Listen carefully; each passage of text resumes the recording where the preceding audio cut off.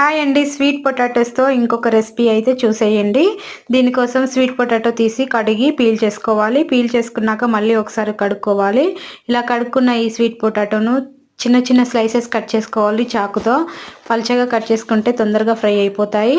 Stove పైన కడాయి పెట్టి 1 spoon oil వేసుకొని ఆయిల్ ప్యాన్ మొత్తం స్ప్రెడ్ చేసుకోవాలి. ఇలా చేసిన తర్వాత మనం కట్ చేసుకున్న ఆ పీసులు మొత్తం వేసేసి 1-2 నిమిషాలు లో ఫ్లేమ్లో ఉడికించుకోవాలి మూత పెట్టి. ఆ తర్వాత ఈ స్వీట్ పొటాటో ముక్కలన్నీ మరొక వైపుకు టర్న్ చేసుకొని మళ్ళీ మూత పెట్టి ఇంకొక 4-5 నిమిషాలు ఉడికించుకోవాలి. మనమైతే మంట లో ఫ్లేమ్లోనే పెట్టాలి, లేదంటే మాడిపోతాయి. కాబట్టి మంట లో ఫ్లేమ్లో పెట్టుకొని మూత పెట్టి ఉడికించుకోవాలి, తొందరగా ఉడుకుతాయి. చూడండి, ఇవి ఉడికిపోయినాయి. ఇప్పుడైతే నేను మునగాకు కారం పొడి వేస్తున్నాను. మన ఇష్టము, ఇందులో ఏది వేసుకున్నా చాలా టేస్టీగా ఉంటుంది, తీయ తీయగా కారం కారంగా.